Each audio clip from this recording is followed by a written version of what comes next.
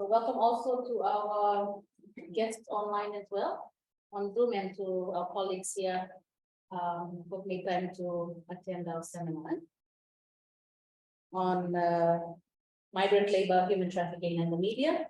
This seminar is organized by the USP Journalism Programs in association with the UN Office on Drugs and Crime.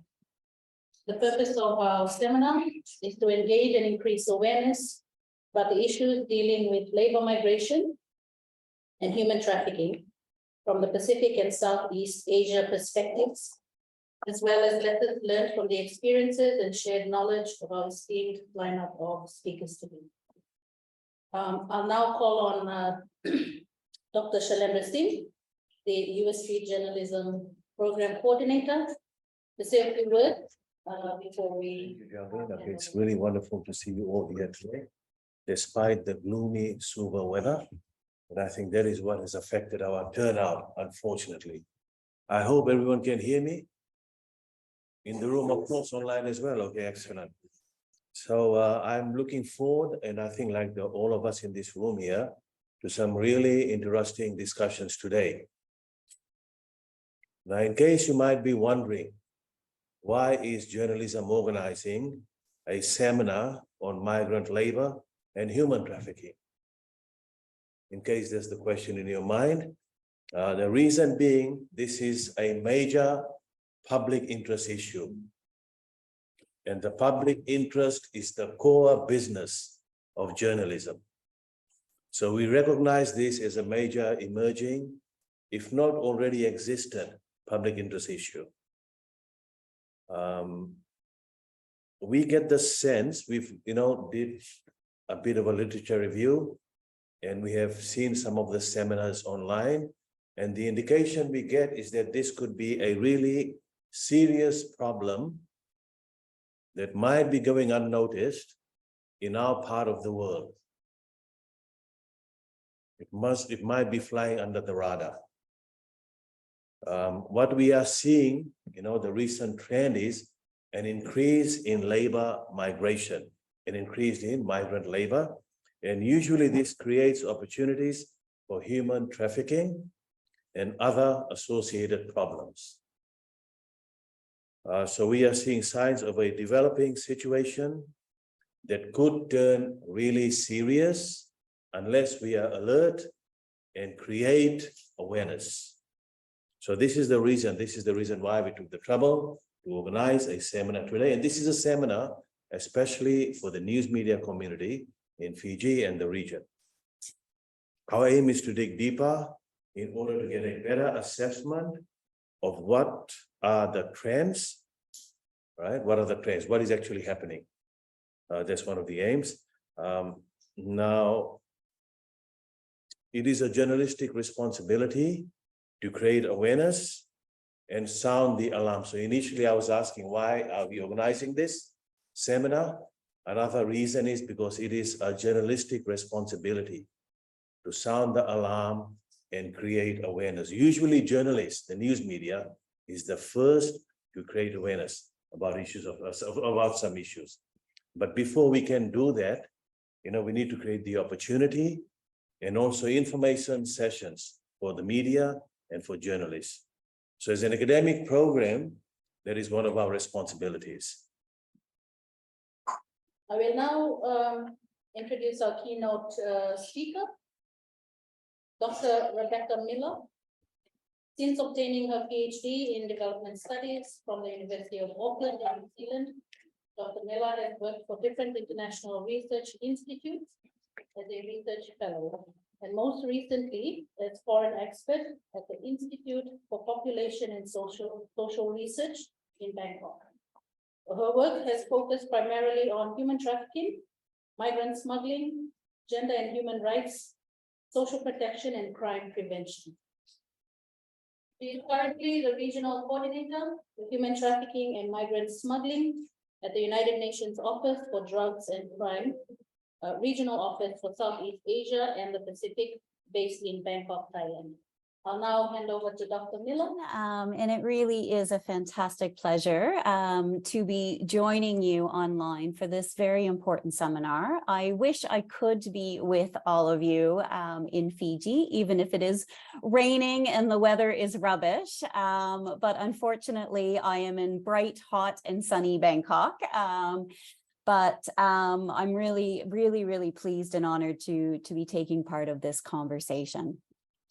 So what I plan on doing over the next 15-20 minutes max is just touching upon some of the global and regional context in relation to trafficking in persons that we're seeing as UNODC, and how this may potentially be impacting the Pacific.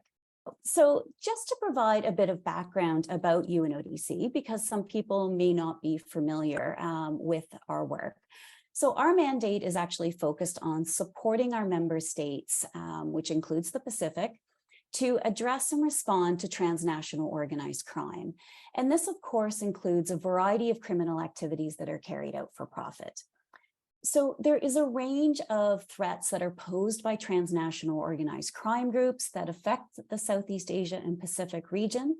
This includes illicit drug trafficking, trafficking in persons, which is bringing us all here today for this conversation, smuggling of migrants, environmental crimes, such as the illegal trade of timber and wildlife.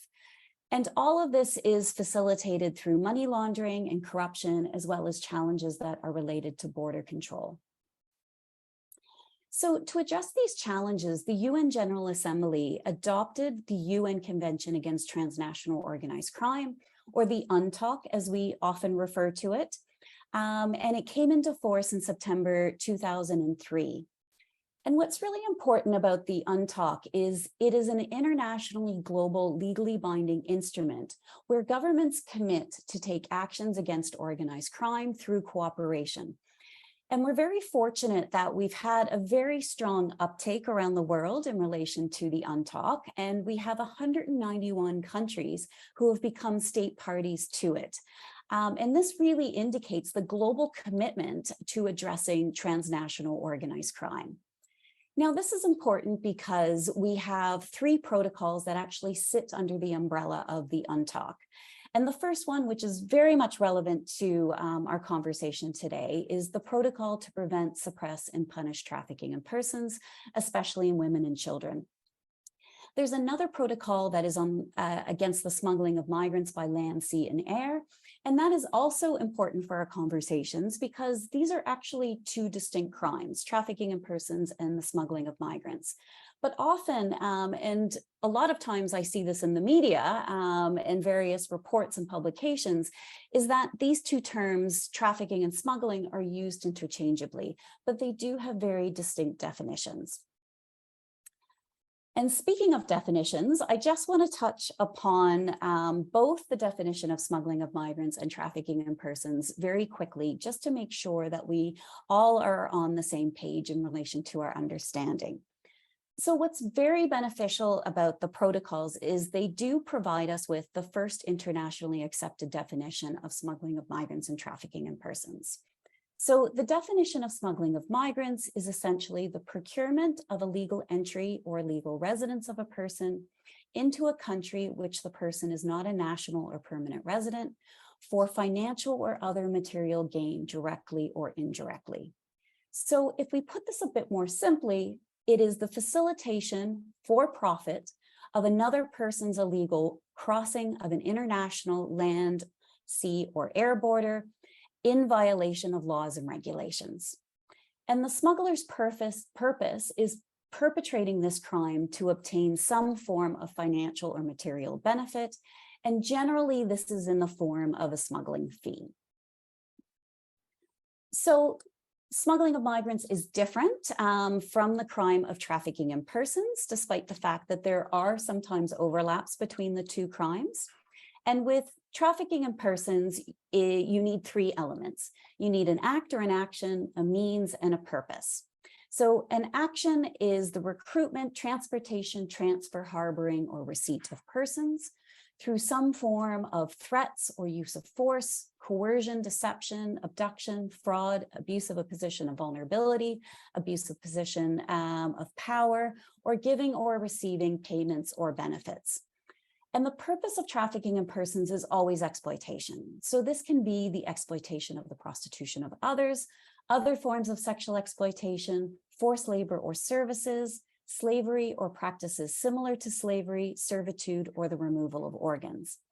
And when you have all three elements, and again, you actually don't need all of the things that you see on your screen. You basically only need one out of each column. So you need, for example, recruitment through some form of deception for the purpose of exploitation, and you have trafficking in persons.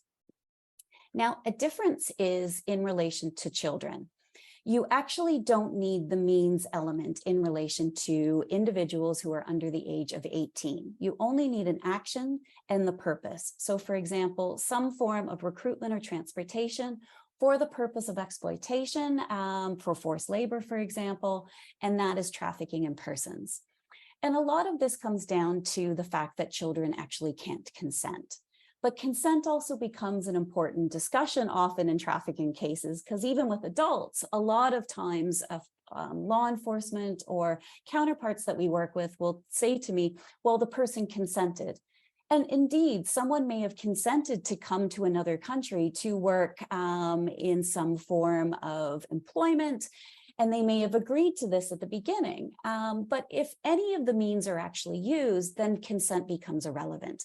And this actually can't then be used as a form of defense in relation to trafficking in persons. So anytime there's deception or coercion or abuse of a position of vulnerability, then we have trafficking in persons if we have the other two elements. I just want to touch upon some of the control mechanisms that traffickers use.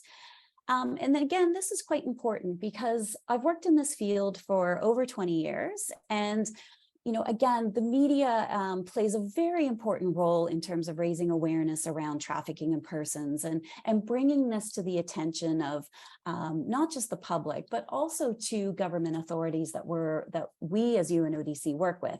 And often you see images of, you know, victims who are tied up to beds or are chained, locked in rooms. And certainly there are physical ways of controlling victims, and confinement is one of them. But often traffickers use more sort of subtle and psychological means to control their victims. And this is really important to understand. So we may have a victim, for example, who is free to leave their place of employment, or in the case of domestic servitude, the house that they may be working for, but they may actually stay in their trafficking situation because of threats of violence and reprisals against their loved ones, for example, or family members. They may have had their identity documents or their travel documents confiscated from them. So even if they did try to escape, they basically don't have any identity or proof of who they are. And of course, traffickers often use various ways to manipulate their fears. Tell them that authorities will not believe them if they do approach law enforcement or others for assistance. They tell them that they'll just be deported or even fined or imprisoned because essentially they're in the country with a regular status or a legal status in the country. Of course, there's various forms of physical abuse that may be taking place, but also other forms of psychological abuse and even economic control mechanisms, such as debt bondage, for example, where a migrant may have paid a huge sum of money up front, and then the employer actually constantly is making deductions where that trafficked person can never actually pay off that debt. And this is, again, a way and a means that is traffickers use to basically control, force, and manipulate and manage their victims. So let's look quickly at the global context before we move into the regional context of human trafficking. So UNODC is actually mandated to collect information and report biannually, so every 2 years, on the patterns and flows of trafficking in persons at the national, regional, and international levels. And we do this by collecting a lot of information from governments and other key stakeholders. And we put out a report every 2 years that is called our Global Report on Trafficking in Persons. Now, this is very different than the US TIP report, which was just recently released. So I think there was probably a lot of nervous governments all around the world waiting to find out what tier they were going to be in. Ours is a trends report and really about capturing the flows and patterns in relation of human trafficking and seeing how these are changing over time. So our 2022 report was actually released at the beginning of 2022 in January. And there were some very interesting trends that emerged that I'll just highlight a few of them during this discussion. And we need to remember that the data that we collected for this particular report was, of course, collected during the COVID-19 pandemic. So it will probably come as no surprise to all of you that fewer trafficking victims were detected during the COVID-19 pandemic, but this was actually after years of increases. So every year in subsequent reports was seeing an increase in the number of victims of trafficking that were being detected. But of course, this dropped during COVID, and there were a range of reasons for this. This linked to the reduced capacity of authorities in detecting victims. It also was linked to reduced opportunities for traffickers in their ability to operate, and also specifically related to trafficking victims of sexual exploitation. More, we believe, were moved to more concealed locations, and I'll talk a little bit more about that in a moment. So overall, we actually saw an 11% reduction in the number of victims that were detected in 2020 globally compared to 2019. But what's most relevant for us is that in the Asia Pacific region, we actually saw a 59% decrease in the number of victims of trafficking that were detected. So again, as the regional coordinator of UNODC's program for East Asia and the Pacific, this is certainly something that is concerning to us. We also found that fewer trafficking victims were detected during the COVID-19 pandemic, especially for trafficking for sexual exploitation. And a lot of this is linked to the fact that many identified victims of sexual exploitation are in public venues, so bars, clubs, outdoor venues. And during the protective measures that were applied in response to the COVID-19 pandemic, sexual exploitation may certainly have been reduced due to the closure of public spaces, but it also may have been pushed into less visible and less safe locations, making this form of trafficking more concealed and even harder to be detected. We also found that more boys and men are being detected as new forms of exploitation emerge. So more male victims, which are boys and men, have been detected in greater numbers over the past decade. So again, this is a trend that we've been seeing over many years. And the increased proportions of identified victims have been linked to trafficking for the purpose of forced criminality and other forms of mixed exploitation, as you can see on the slide here. And we actually found for the first time that trafficking for forced labor is as detected as trafficking for sexual exploitation globally. And again, this is quite interesting because traditionally governments have focused specifically on trafficking into sexual exploitation. And we've been doing a lot of work as the international community, and of course the media have played a very important role in relation to this in terms of raising awareness that trafficking can occur for labor exploitation and forced labor. So in 2020, we actually saw forced labor as the most detected form of exploitation in the East Asia and Pacific region. And in this region, the share of detected victims of trafficking for forced labor almost doubled between 2018 and 2020, rising from 29% to 54%. This will be of interest to some of you, again, because of the important role that the media plays in relation to bringing this to attention. And this was also a finding that, again, was quite concerning to UNODC, that most victims are relying on self-rescue to exit their exploitation. And most victims who are self-rescued because they manage to escape and they reach out to authorities on their own initiative. And we're seeing fewer cases being initiated by law enforcement, members of the community, and civil society. And so this is, again, quite worrisome to us, considering most victims of trafficking may not actually identify themselves as victims. So again, this really does point to a fact that this could be happening right in front of all of us, but we actually don't know the extent to which it is occurring. Again, another finding that is very relevant to the Pacific is that climate change is increasing vulnerability to trafficking in persons by acting as a stress multiplier. And in 2021, we actually had 23.7 million people who were internally displaced by weather-induced natural disasters, while many others were crossing borders to escape climate-induced poverty. And again, because of the risks of climate change and the impact of climate change in the Pacific, this is certainly something for us to be paying close attention to. The last global statistic that I want to share is that we've actually seen a global slowdown in convictions, particularly during the global or the COVID-19 pandemic. So in the year of 2020, there was a 27% reduction in the number of convictions compared to 2019.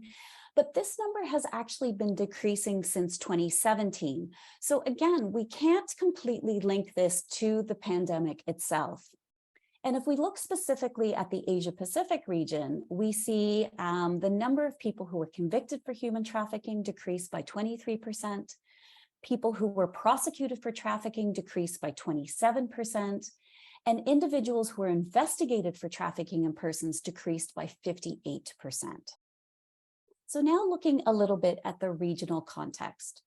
Well, we know that trafficking in persons, as well as smuggling of migrants, takes place within the context of large-scale labor migration. And a lot of this is due to the fact that we have uneven economic development across the region and demand for cheap, low-skilled labor, which is combined with weak governance of migration and workplaces. And all of this have been major factors driving human trafficking within the region, but also from the region to other parts of the world. And as a result, we have a lot of migrant workers who are finding employment opportunities under vulnerable conditions and experiencing varying degrees of exploitation and abuse. And this is being facilitated by both organized crime groups as well as individual traffickers who are benefiting from the exploitation of vulnerable individuals. Again, we can't really talk about trafficking in persons without situating this within the context of the COVID-19 pandemic, which we know put the world under enormous strain and created unprecedented challenges for ourselves, but also for governments. But specifically what the COVID-19 pandemic did is it created larger pools of vulnerable individuals who, due to their worsening economic situations, have fallen into debt and desperation. And we know that traffickers often target those individuals who are the most vulnerable. We also have seen the capitalization on people's loss of livelihoods during the pandemic and the increasing amount of time that both adults and children are spending on the internet, with traffickers using social media and other online platforms to recruit new victims and target vulnerable people. And this has just massively increased. And another worrying trend that has certainly increased is also the online sexual exploitation of women and girls. And again, we're receiving these increased reports from law enforcement from across the region. Of course, we know that trafficking in persons can occur in a wide range of sectors, whether this is trafficking into the construction industry, trafficking into prostitution, trafficking onto the fishing vessels and in the fishing industry, seafood processing industry, various forms of migrant labor, areas where migrant labor is predominant, the service industry, domestic help. There are many sectors that trafficking can occur. And again, this is something to bear in mind because it's not one particular sector that we see trafficking in persons occurring.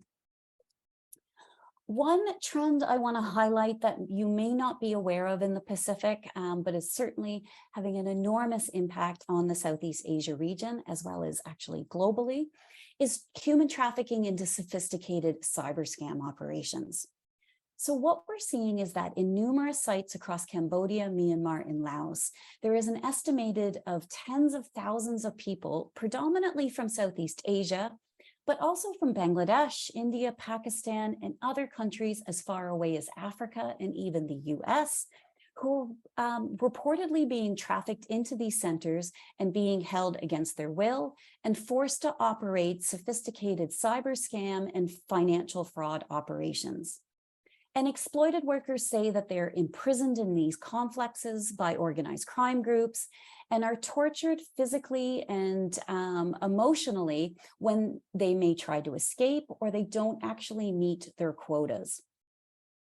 And UNODC has been carrying out research into these cyber scam operations, and we've identified over 40 nationalities of trafficked persons into these scam compounds in Southeast Asia. So really, this is a trend that needs to be on our radar in the Pacific because criminal networks can quickly regroup and shift to other locations or countries where the rule of law may be weak or where law enforcement is not well equipped to respond to this threat because of a lack of skills and capacity to actually deal with this. But again, the Pacific may also be targeted in relation to potential job offers, targeting the Pacific region to work in these sophisticated scams because they actually look like legitimate job offers, but really these people are being trafficked to commit crime. I'm coming to the end of my presentation, but I can't highlight trafficking in the Southeast Asia region without touching upon corruption, because we know much of this is linked to corruption, and human trafficking would not be occurring on the large scale that it is without collusion between criminals and officials. And trafficking in persons and the illicit financial flows it generates is both driven by and fueling corruption. And so we also know it's facilitating the movement of potential victims through corrupt law enforcement officials, especially those that are located in border areas, officials who are responsible for travel documentation, for example, also immigration officials who may be stationed at airports or at land borders or sea borders, and of course also labor recruitment agencies. So again, this is an area that UNODC has been doing a lot of work in and looking at how it is facilitating trafficking in persons, not just within the Southeast Asia region, but also globally as well. So on that note, I will end and hand back over to the floor, but here's the link to our global report on trafficking in persons if anyone wants to download it, and very happy to take any questions if there is indeed time. Thank you so much. We'll have a Q&A session now following your keynote. So I'll open the floor to anyone who has questions. Please identify yourself, which organization you're from, as well as your question. Maybe I'll start the question. I'll start with the questions, Geraldine. Go ahead. And one of my observations was that some of the data, the Asia Pacific data is lumped together. It's not desegregated. So it makes me wonder how serious the situation might be in the Pacific. Can we discern from the data that you have? And if so, what do the trends indicate? Are there any trends that we need to be aware, observable and aware of? And it's a great question. And this is one of the limitations of our reports, because we depend a lot on what data governments collect. So this actually comes down to strengthening data systems across the Pacific region in relation to the collection of human trafficking data.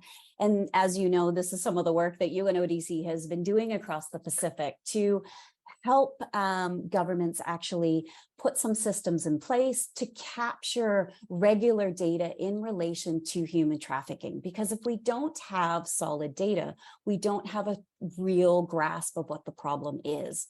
I think another point to that is the fact that we still are building a lot of understanding and awareness in the Pacific. Now, I've been working in the Pacific for several years, but it really is amazing how long it does take to kind of raise awareness and really build that understanding of what human trafficking is so we can identify whether it's happening. For example, a lot of what we hear is, oh, workers may be coming in, and they're just contract disputes. There's nothing really happening. They're just unhappy kind of workers. And we hear this across the region. This isn't, a trend that may be unique to the Pacific. I certainly hear this from colleagues and government counterparts in Southeast Asia. But without really understanding what human trafficking is, it makes it very difficult to look for. And again, this is where the media and communities really do have an important role to play, because previously I actually worked for the New Zealand government, and some of the trafficking cases that we ended up prosecuting in relation to Pacific Islanders who were being trafficked to New Zealand, for example, were actually brought to us by community members or were identified through community members. So, for example, church groups or other communities that were in New Zealand.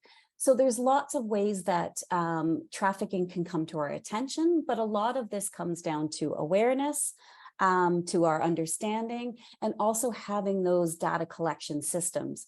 And fourthly, I would say working together. We need to have more conversations like this where we're sharing information.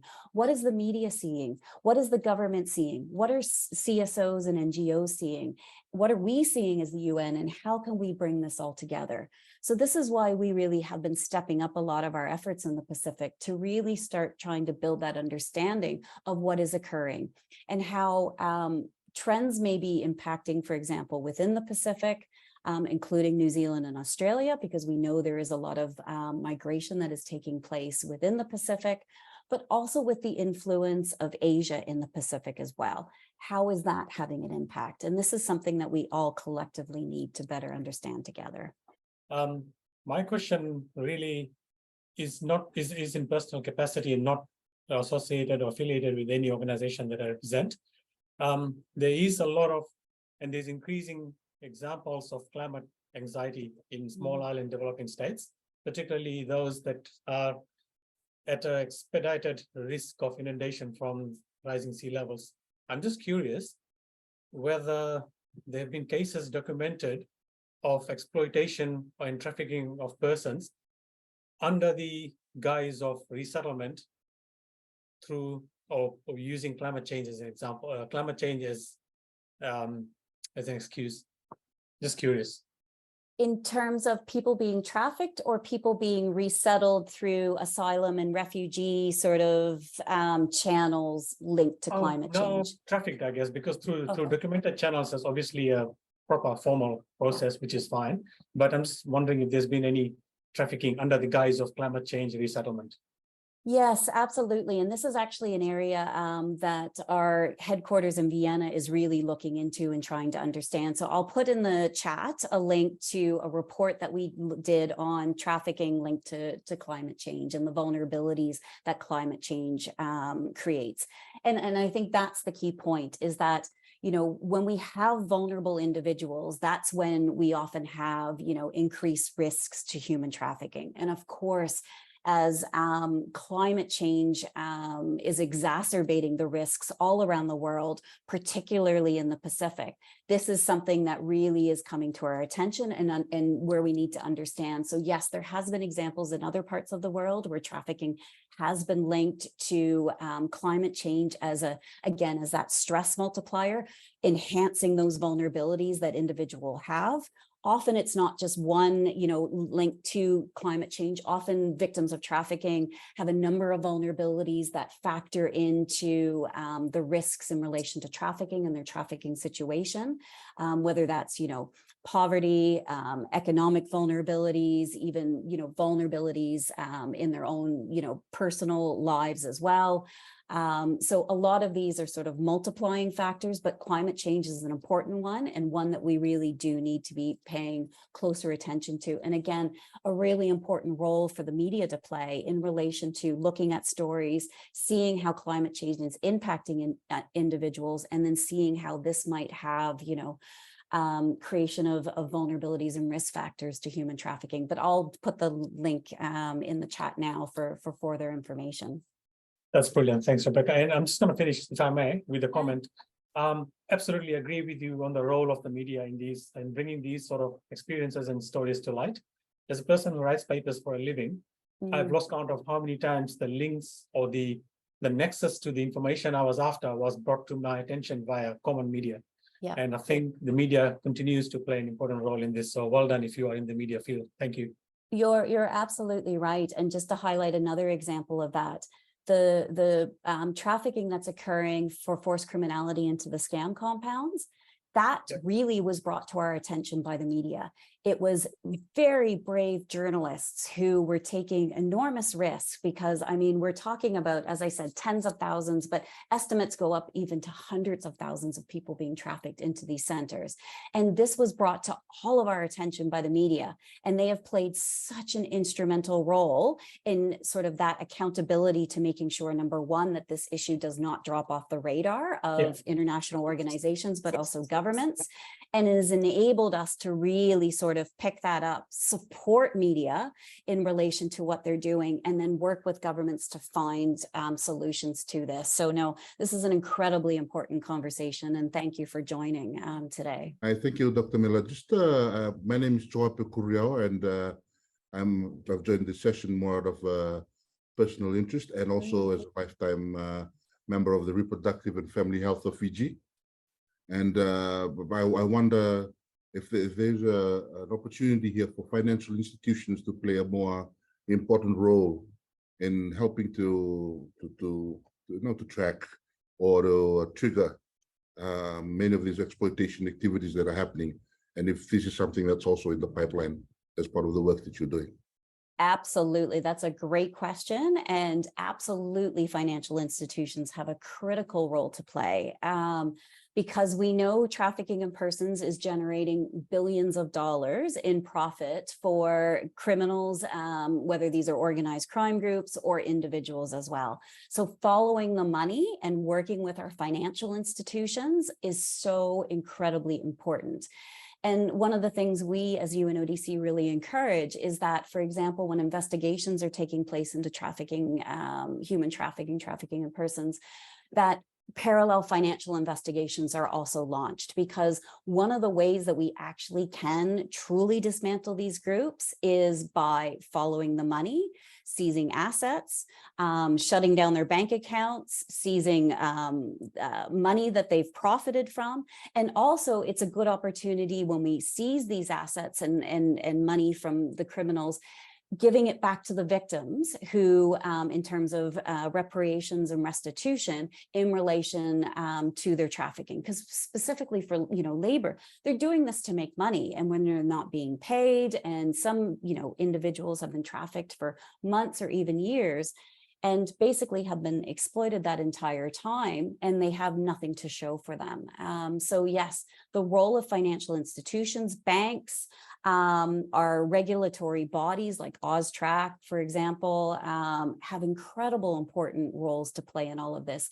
And we as, governments and civil society organizations and even media need to build those relationships. So a fantastic question. I just would want to alert, because just this week, the president here in the Philippines, the newly elected president, announced that the Philippines will be host to a number of Afghanistan refugees. Now, this particular announcement could alert criminals to maybe make their syndicated activities in terms of human trafficking and also smuggling of people, especially from the war-torn areas. So my question now here is, what is the data of your organization in terms of identifying criminal organizations which are involved in these particular crimes? And also, I would like to thank this organization for making aware of internationally about what is happening in Myanmar, because there are lots and lots of Filipinos who were trafficked for illegal work through through the internet, and they are being they are victims of sort of kidnapping already, and families here in the Philippines are really bothered because some of them are still in Myanmar, and so my main question here is there an effort of your organization to maybe even prepare for the refugees that might, come to the Philippines from Afghanistan? Thank you very much. So the UN is a big family of different organizations, and we have different roles and responsibilities as various agencies. So we work very closely, for example, with UNHCR, the UN Refugee Agency, in relation to refugees and asylum seekers who may have had no choice, for example, to flee their war-torn country by the use of smugglers. We know that this is a very, very common pattern because people who are seeking asylum and refugees who are fleeing conflict and persecution may have no other choice but to rely on smugglers to get out of the country where their lives is at risk. So we work very closely with for example, UNHCR, IOM as well, the International Organization for Migration, in relation to, again, understanding the risks, flows, and patterns of trafficking and smuggling that may be linked to these types of populations. So refugee populations, asylum seekers, people of forced displacement. So there's different roles. One of the things I want to highlight is that, unfortunately, or fortunately, not sure, but the fact is that UNODC is actually not a police organization. So we can't actually, for example, arrest organized crime groups or criminals. What we can do is share information that we have with government officials, and they take action. But again, we work with a wide range of partners in relation to the information we receive and the analysis that we do around criminal networks like Interpol, for example, various, police organizations, the Pacific Chiefs of Police, for example, to really sort of bolster our understanding of what's happening. But really a big role that UNODC plays is sort of understanding those wider trends and also how organized crime groups are facilitating this. So really, it is a collective effort in terms of us all working together to address these vulnerable groups. For example, Afghan nationals who may be coming to the Philippines as part of a refugee program or temporary asylum program, etc. And also, your point is well noted. Yes, many Filipinos have been trafficked into centers in Myanmar, into Cambodia, and all around the world. And this is an extremely complex issue of polycriminality that we're seeing. Human trafficking is only one form of organized crime. We have money laundering, we have corruption, we have, abuse of cryptocurrencies, we have extortion. So all of this is various forms of transnational crime that need to be addressed collectively to find solutions to this.